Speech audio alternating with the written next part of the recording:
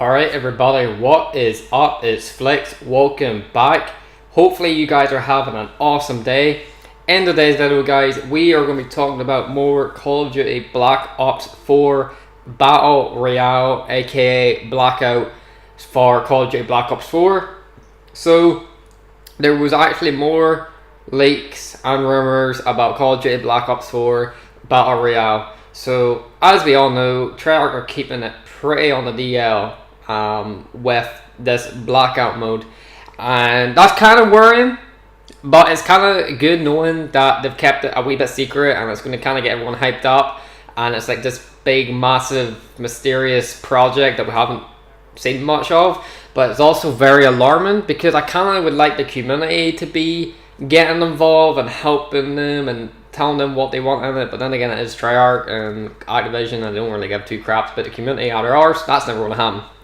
But if you guys want to see this article for yourselves, top link in the description guys, make sure you go and check it out. So it's just, we take this with a pinch of salt. It's nothing confirmed, but it's a very reliable source, and I mean, we'll just take it with a pinch of salt. So, obviously, as we know, it's going to be the largest map in Call of Duty history, this Blackout, and I would like to think it, because if you're playing Battle Royale, the map wouldn't really be too small. But for Call of Duty, their maps are kind of mostly tootsie anyway, so I mean, yeah, that was not really a big deal. So we all really know that it's going to have iconic maps from previous games, but Nuketown is located on the middle of the map as an island surrounded by water, set after the nuke is dropped. The layout and theme of Nuketown is Blackout is similar to Nuketown Zombies from Black Ops 2. So I think that's very interesting. So Nuketown is going to be kind of the key place I'm going to be seeing to go. And whether you get there by swimming or walking there, depending on how deep the water is, or you're going there by boat, it's an island, which is very interesting. So they're aiming for at least 50 players, currently testing 64 players, as we have seen that leaked image on my previous video. I addressed about the whole 64 players, but they have plans to increase if possible, which I do hope. So they have addressed that you will have 150 HP when you start off. So Fortnite has 100 HP and 100 armor.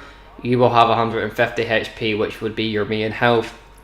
You will be able to replenish that by scavenging for medic packs, and you'll be able to equip yourself with armor, which allows the player to take one extra shot.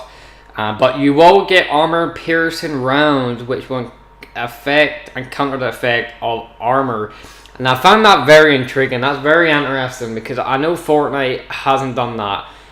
They haven't got a specific gun yet to pierce through armor, so I think that's a game changer. That's going to be very interesting to see how that plays out, because I know we all focus on getting armor on Fortnite, and that plays a big part, but if you can get armor piercing rounds, armor doesn't matter. You're going to focus on med packs and stuff. So I found that was pretty interesting. That's a pretty cool new idea. I like that.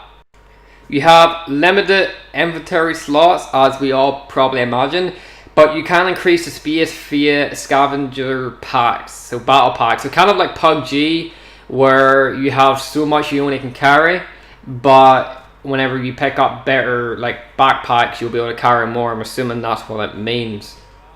So as we all know, which we all kind of knew what they were going to do, but weapons will have different rarities, so you're going to get like different colors, kind of like Fortnite. And depending on your rarity, your weapon will have different attachments, higher or lower damage or attachments, and basically that's all they addressed on that. They didn't really explain too much, unfortunately. But the last thing they did say was that they may consider making your attachments to be scavenged around the map rather than rarity. So kind of like PUBG as well, you know, you would go around and you get different attachments from different locations, which I kind of like that idea, rather than just putting attachments on how good a rarity of a weapon is. I kind of like looking around for attachments. I think it just gives it that more excitement and kind of that more adrenaline rush, trying to get the best attachments and the best weapons, rather than just finding a weapon and having like the best 6 attachments to it, if you know what I'm saying. So the consumables abilities, such as the multiplayer specialist abilities, will actually you'll be able to use these in Battle Royale. So these aren't getting took out, which I kind of thought was very intriguing. I never thought they would do this, but you can only use the barricade once. You can only use Rune's grapple hook with limited uses, which may be 4 or 5 times. And you can use Nomad's dog, which can be command to follow the player or guard an area. It doesn't specifically tell you how many times you can use that. I'm just assuming until it dies. So more likely I'll be going for dogs, because first of all I love dogs, and second of all they're just badass in general. But let's hope that this dog is freaking useful and actually does something. Equipment is such as the Recon RC and RCXD without explosive can be scavenged and give the player an advantage. Currently, Monkey Bomb equipment, which doesn't explode, can be found like a placeholder for a decoy grenade. So kind of just like a decoy, which is alright, I guess.